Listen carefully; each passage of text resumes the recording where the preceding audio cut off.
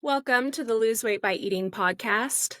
I'm Audrey Johns, and this week I wanted to talk to you about setting realistic goals. Now, I've used this analogy before, so if you've heard it before, please forgive me.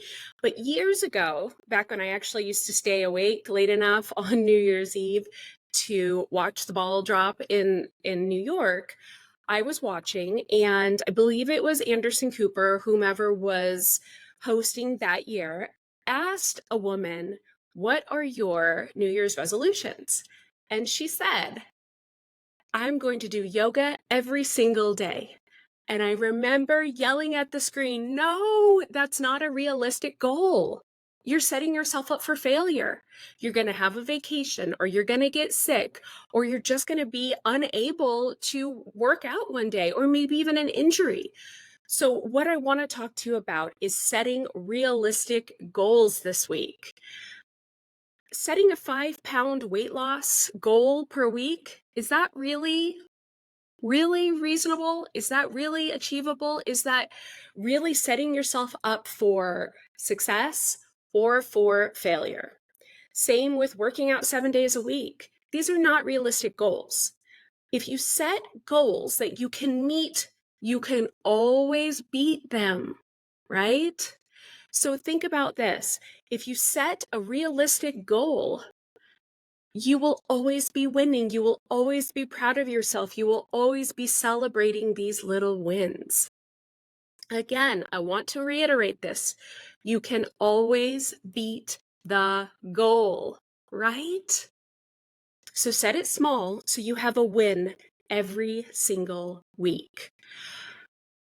My next point I want to talk to you about is setting measurable goals. And don't worry, we're going to bring this all together at the end of the podcast and talk about what kind of goals we should be setting. But the next point I want to talk to you about is setting measurable goals. Before setting any goal, I want you to ask yourself, can I measure my success? And how can I measure it? If it's going to be something along the lines of, I'm going to eat healthy this week, that's wonderful that you want to do that, but you need to sit down and define, what does that mean?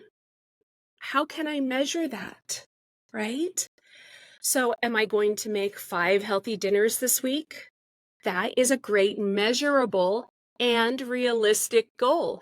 It gives you the opportunity to have a cheat day or to go out to dinner with friends. Do you see where this is all going? Here's another one. I'm going to meal prep 5 healthy lunches and bring them to work Monday through Friday.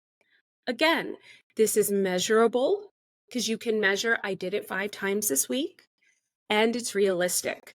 I'm going to exercise 3 hours a week. This is my favorite way to set a workout goal, is to measure it by hours per week. So this means if come Saturday, you're thinking, oh no, I've forgotten to work out, you can go on a 3-hour hike today.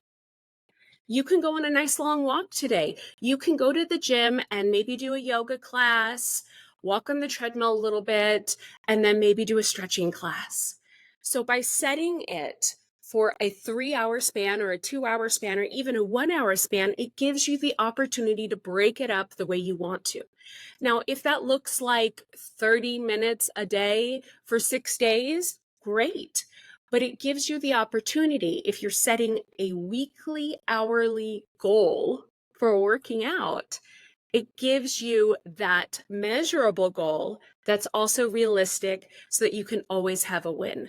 Saying I'm going to work out every single day this week, well, first of all, sure, you can measure it, but how long are you going to work out every single day? And secondly, it's just not reasonable. It's just not a reasonable goal, and there's a chance of failure. So what I really, really, really want to remind you of is you want to set yourself up for success every single week. Another great measurable goal is I'm going to practice self-care 5 days this week. Or you could also say, I'm going to practice self-care for 2 hours this week. And it gives you the opportunity to break it up into time chunks to get it done. So this is the part of measurable goals. How can you measure it? Saying I'm going to eat healthy every single day this week is great, but how do you measure it? So if you're going to set both a measurable and a reasonable goal, you're going to want to make sure that, one, you can do it, because you can always beat it. You can always do more. And two, that you can actually measure it, right? Saying, I'm going to lose weight this week, or I'm going to do self-care this week. These are all great goals to hope for, but let's measure them and let's be realistic with them.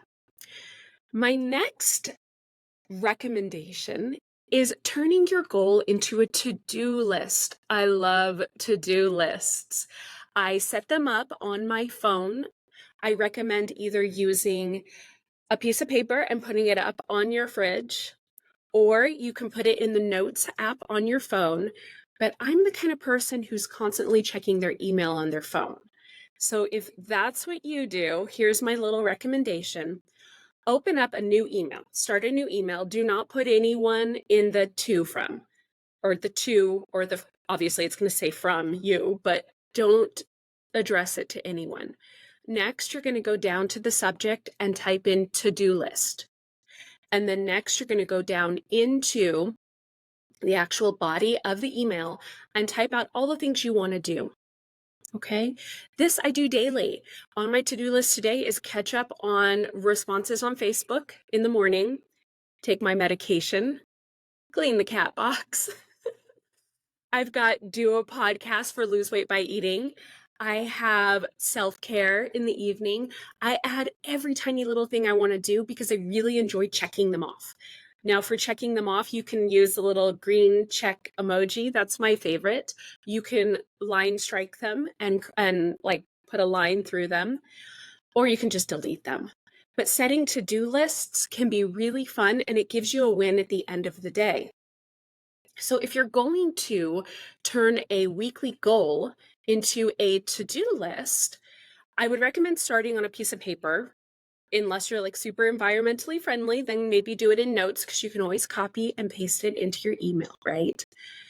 So if your goal is, for instance, I'm going to eat healthy this week, your to-do list for this week might look like pick 5 healthy lunches and dinners to make.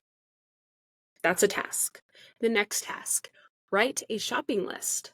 The next task, go grocery shopping. The next one, meal prep lunches. The next one, put dinner menu on fridge. And we're going to get back to why that can be so important.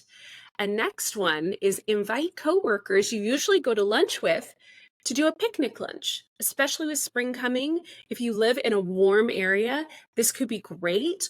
It could be in the lunchroom.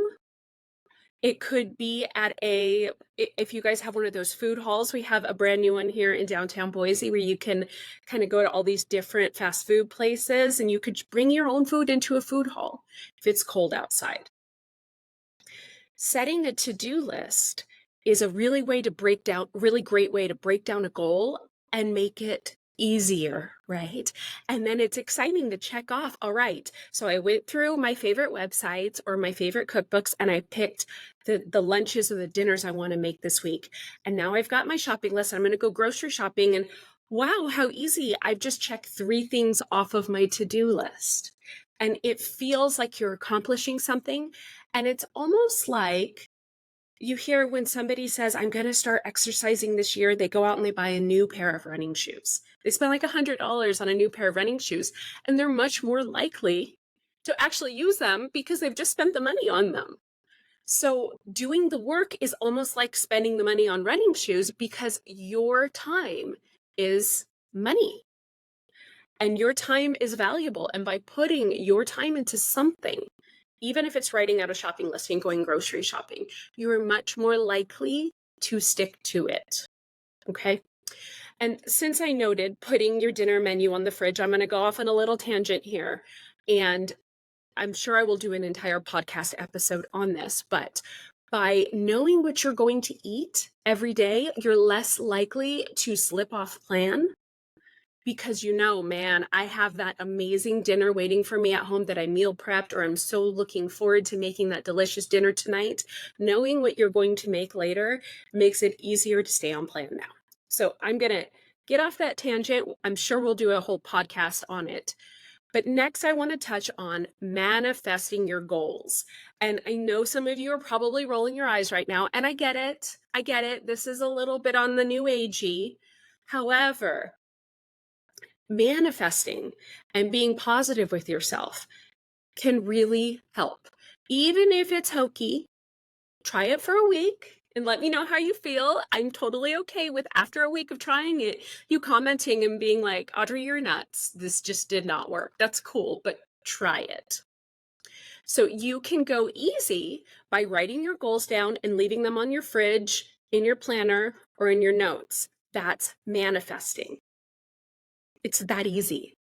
I myself have got a vision board. I know it might be a little cheesy to all of you, but I have a vision board. It's here on my computer. It's always open in a photo. I made it on Canva, and I also have it on my phone wallpaper.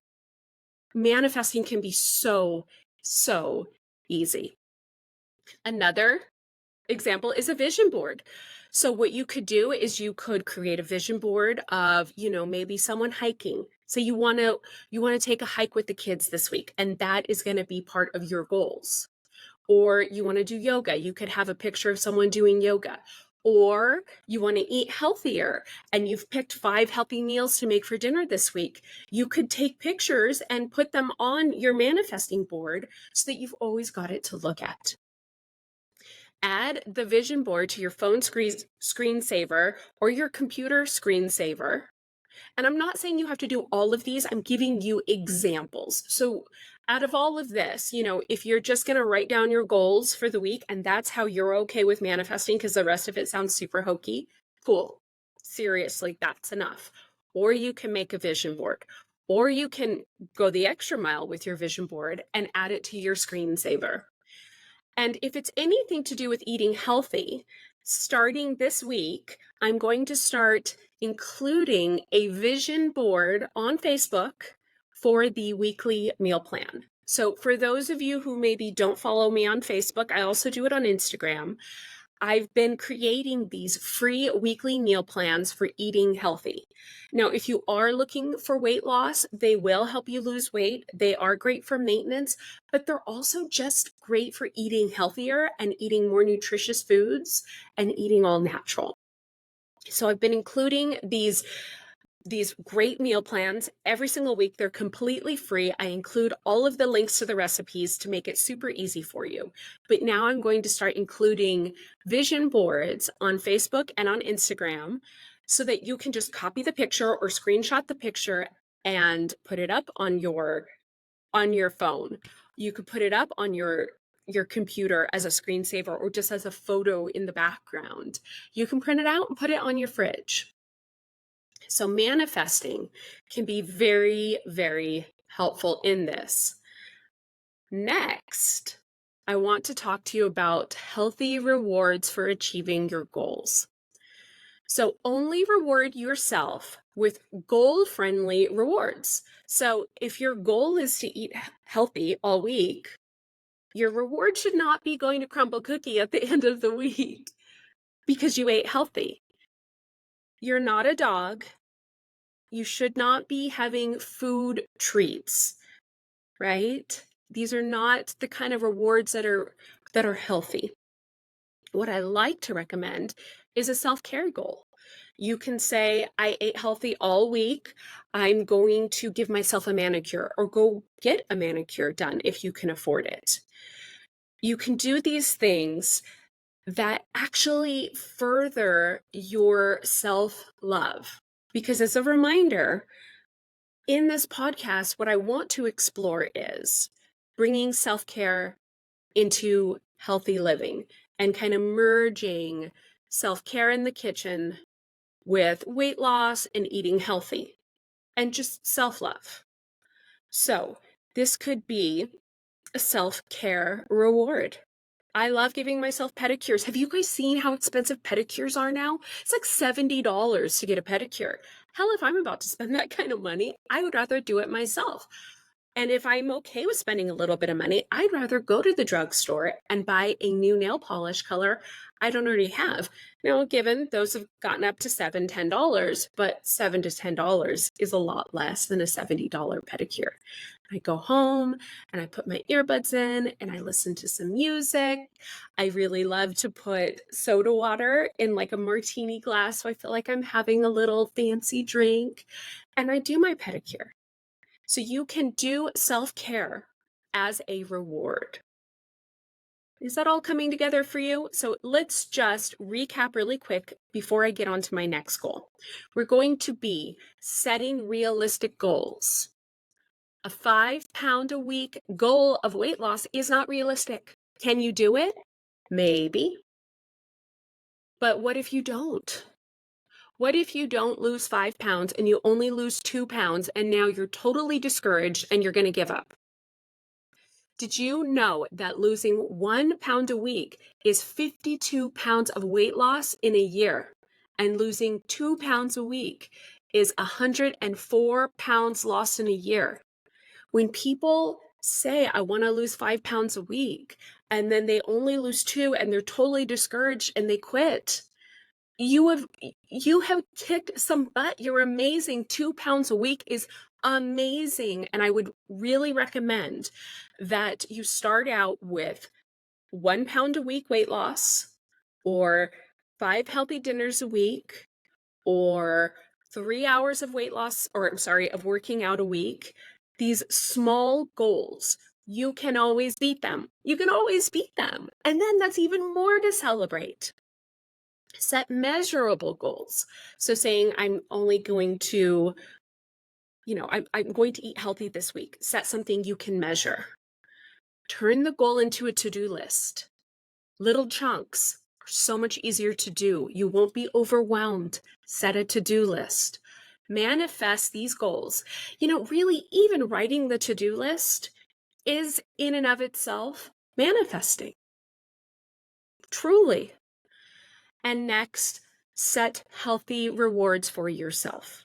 If that, I'm going to go buy myself a new pair of jeans because now I can fit into them.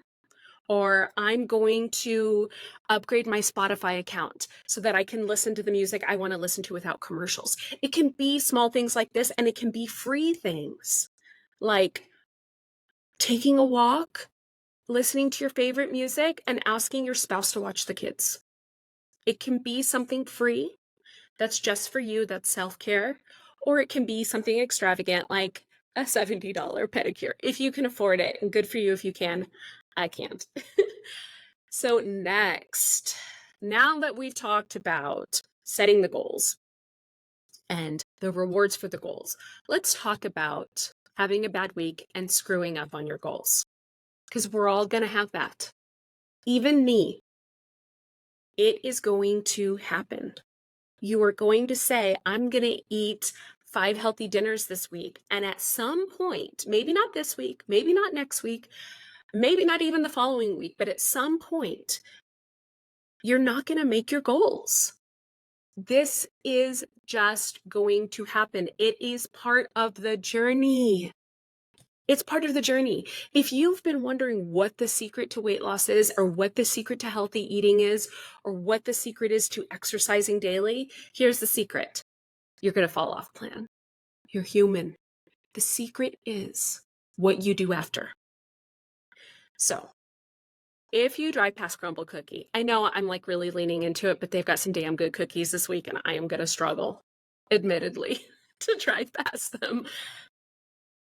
If you screw up and you have that cookie, or you have pizza at lunch with your coworkers instead of eating the meal prep lunch that you made, don't quit. Don't quit. The secret to healthy eating, exercising regularly, even weight loss, the secret is what you do after. Because you're gonna screw up. I'm sorry. If this is a downer, I need you to really hear it. This is just human nature. This is everyone. Everyone is going to fall off plan. It's what you do after you fall off plan. That is the secret. And here it is. You just get back up and keep going. You don't say, oh, well, I had that pizza for lunch today, so now I'm going to skip dinner. No, no, no, no, no, no, no. Stop doing that to yourself. Stop punishing yourself. Just say, well, it happened. On to the next. And I'm going to eat my healthy dinner, and I'm just going to keep rolling with it. That is the secret. That's a secret. It's not a pill. It's not an exercise. It's not even a specific diet. The secret to weight loss is when you screw up, you just keep moving. Just keep going. Does that make sense? I would love to hear your comments because I have had this conversation with Bob Harper from The Biggest Loser. Bob and I have worked together before, which is great. And even Bob is like, yeah, I had pizza yesterday. I mean, I'm in New York. What am I going to do? This is the key. This is the secret. You're going to screw up. Do not quit. Do not quit. Never, ever, ever, ever say, I'm going to start again on Monday. If you've been trying to lose weight for years and it hasn't worked, I want you to reevaluate. How often, when you start a new diet and you screw up and you eat something that's quote unquote not on plan or quote unquote not healthy, how often do you say, well, I'm just going to start again on Monday? This is like a gut check. I really want you to think about it. And now my follow-up to that is, how many times do you really start again on Monday? And even if you do, how much crap do you eat in between that Friday and that Monday? This is the key. This is part of the journey. You can't punish yourself. Don't quit. Just get back on the horse and keep moving forward. It's not the screw up. It's not the pizza. It's definitely not the crumble cookie. This is going to happen. I'm not giving you a free pass to make it happen, but it's going to happen. And this is the key to healthy eating. This is the key to doing self-care on a regular basis. This is the key to exercising on a regular basis. You will skip a day. You'll fall off the wagon and have a cookie. You'll screw up. We're human. We all do it. And the key is you just get back up on that horse and you say, hey, I'm human. That's okay. I'm going to keep moving. I'm not going to start again on Monday. I'm not going to punish myself by skipping my next meal. I'm just going to keep moving forward. So now I want to leave you with 5 questions to ask yourself. And this podcast is always here. So if you want to listen and then come back and write out these 5 questions, I think it would be really, really helpful for you if you're having a hard time with setting goals. So for your weekly, monthly, yearly, for your New Year's resolution, for any and every goal, I want you to ask yourself, are these goals healthy? Are they good for long-term health? Are they good for my self-esteem? Are they good for my mental health? So often, people starve themselves to lose weight or go on a diet that happens to be a fad diet. And it's, I don't want to call out a specific diet quite yet because the hate mail I will get, but on Facebook, you can imagine, I get all of these recommended posts. And the other day from a keto group, and I'm not keto, I love my pasta. I'm going to keep eating my pasta. Nobody's ever going to take my pasta away from me. But for some reason, this is the algorithm that I'm getting. I'm getting these keto posts. And it's from this keto group. And the person is showing a picture of their dinner from Sonic drive-through. And for those of you who don't have Sonic, it's like a McDonald's, but there's a little bit more on the menu. And it's kind of like an old style drive up and order, and then they bring your food to you in a stall. They were so excited. It was keto. and it was 2 hot dogs with chili and cheese over the top. Can you believe that? They thought this was healthy. Just because it falls within a dietary guideline for a fad diet does not mean it's healthy. This is not healthy. It's not good for long-term health. So when you are setting your goals, ask, are these goals healthy? And not just for your body, for your mind, for your self-esteem, for your mental health. Are these goals healthy? And if not, let's take a step back and reevaluate them and perhaps come up with a lighter version of that goal. Okay? Are these goals sustainable is a big one.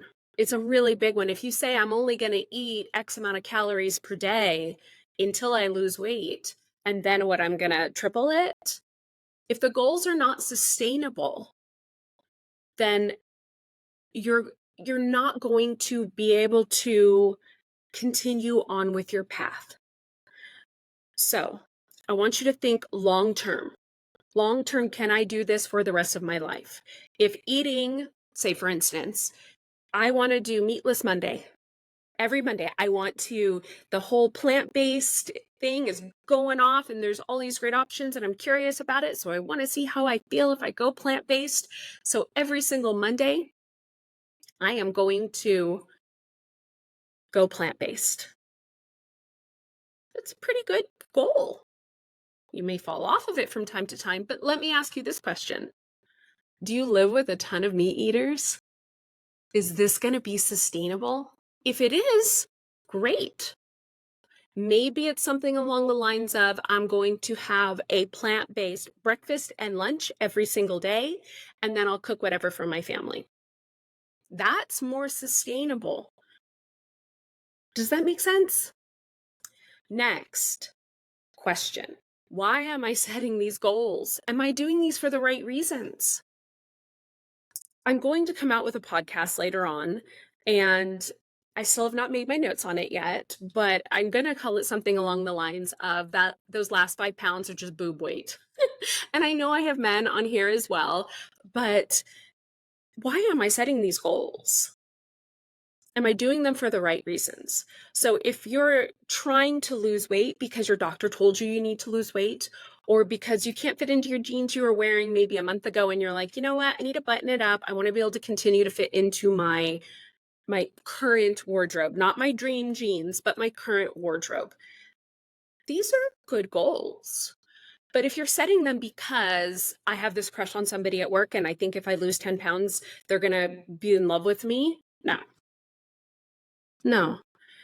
If it's because you have low self-esteem, then maybe you need to work on your self-love more. And I really want to remind you all that in this podcast, I am trying to find the path to self-care and self-love and weight loss and eating healthy. And so I'm not going to have all the answers. And if something I'm saying in this does not resonate with you, or if you have a better way to word it, or if you're like, okay, Audrey, that was off the wall and definitely not part of self-love, I want to know, I want you to hold me accountable, because I myself am trying to learn this, okay? And I'm trying to bring you on this journey of finding a way to have self-care and self-love and eating healthy and weight loss or maintaining weight loss all together, because I really think we can find it. But I think the waters have been muddied a little bit, where people think you either love yourself or you want to lose weight. You either are taking care of yourself or you're eating healthy. And to me, it kind of feels like it can all be one. So I definitely want to remind you of that. You know, bring on the hate mail if that's what you want to do, but I would rather open up a conversation where we can all find our way through this. My next of the 5 questions, and don't worry, I'm going to read them all off so you can take notes next, because I'm kind of going off on a tangent on every single one. But the next question to ask yourself when you're setting these goals are, who will be negatively affected or positively affected by these goals? So if you are writing these goals out and it's something that's really, you think it's attainable, but then you take a step back and you're like, wow, well, If I go to the gym for an hour every day, Monday through Friday, that's the only hour I really have with my kids. That's going to negatively affect you and your kids and your relationship with your kids. So maybe you need to revisit, okay, Tuesdays and Thursdays, I'm going to go to the gym for an hour. And then Monday through Wednesday, I'm going to do a yoga video at home with my kids while they're doing their homework. Does that make sense? Now, here's a real kicker for that question of who will be affected by these goals. Who will positively be will be, let me try that again, you guys, I have not had enough coffee today. Who will be positively affected by these goals? Because this is a great reinforcement. So say your spouse goes to the gym and is, for lack of a better word, a gym rat. And you're missing time with them. This could positively affect your relationship. This could be positive for you. This could be positive for them. This could be positive for your relationship. So this is a really great reinforcement. Once you've set this goal, if you say, wow, if I'm taking a walk every single day, maybe not every single day, if I'm taking 5 walks a week after dinner, then I'm teaching my child to exercise, and I'm taking this alone time with them outside of the home, away from devices. This could really positively affect your child, you, and your relationship. So think about that. Think about who will be affected by these goals. And if it's negative, reevaluate them. And if it's positive, I want you to write those out and get really excited about them, because I think it will really help to reinforce your healthy goals. And finally, who can be part of my support group? So if you're trying to, say, eat healthy 5 days a week for lunch, either you are saying, I'm always going to have a salad. So either I'm bringing it with me or I'm going out to my favorite restaurant that has the best salad in town. Or I'm bringing a meal prep lunch every single day to work. Talk to your work friends and say, listen, I'm going to try to do this for a month and see if it's something that's really feasible. And if not, that's okay. You can always reevaluate and say maybe Monday, Wednesday, and Friday, you're bringing lunches. But maybe talk to your friends at work who you typically have lunch with and say, hey, would you want to do this with me? Or could you at least just be like super supportive and hold me accountable for it? So you can find people within your life who can be your support group. Maybe it's your kids. Maybe it's, hey, mommy really wants to take a walk 2 days a week after dinner. Will you hold me accountable and we can walk to the park every night, or every Monday and Wednesday night? Or, find people in your life who can support you through this in a way that fosters the relationship, even maybe a little bit. So since I went off on a tangent on all 5 of these questions to ask yourself, I'm just going to read them off right now so you can take notes. Number 1, are these goals healthy? And we're talking about long-term health. We're talking about self-esteem and mental health. Are these goals healthy? Number 2, are these goals sustainable? Number 3, why am I setting these goals? Am I doing them for the right reasons? Number 4, who will be affected by these goals? If it's negative, let's reevaluate and reset the goals. If it's positive, then this is just a great reinforcement. And finally, 5, who can be part of my support group? So now that we've gone through all of these, I want to bring you back to my original analogy of it's New York, they're in Times Square, and you're waiting for the ball to drop, and a journalist comes up to you and holds a microphone out to you and says, what are your New Year's resolutions? Is it really sustainable? Is it really realistic to say, I'm going to do yoga every single day? I'm going to do yoga for 365 days. No. Now, if you are a yoga teacher, maybe it can be, I'm going to do yoga for 365 hours this year. That's a hell of a lot of yoga, and great on you if you can do it. But at least if it's an hourly goal, if you have an injury or if you get sick or if you go on vacation, you can say, you know what, I'm going to have to do a couple of days of an hour and a half of yoga to make up that time. Again, 365 hours of yoga is not reasonable. However, it's better than 365 days. Do you see the difference in that? You want to set yourself up for success. You want to have a win every week or every month or every year. You want to say, wow, I achieved it, or even better, I beat it. Do you see all of this? And if you're watching on YouTube, I'm so animated because I really feel strongly about this. And if you're watching on YouTube too, I'd love to hear what you think about my new glasses. So, all right. I really want to thank you for taking this journey with me. Again, I am really trying to find a way to merge self-care and self-love and eating healthy, and as a natural result of eating healthy, weight loss or weight maintenance. I would love to hear your thoughts on it, how you feel like we should be approaching this. If it's complete BS and you cannot merge the two and you're crazy woman, bring it. I'm trying to find a way through this. I'm trying to find a way for myself. And I thought this would be the best way to do it, is to involve all of you and bring you along on the journey. So what you can expect from this podcast is motivational talks like this one, a touch of drama, like the one that posted earlier today, where I talk about my time on a reality cooking show. Some interviews are definitely coming up, and a glimpse into my journey and how I lost 150 pounds in a year, and I've kept it off for 13 years now. I have had some ups and downs, and we're going to talk about those as well.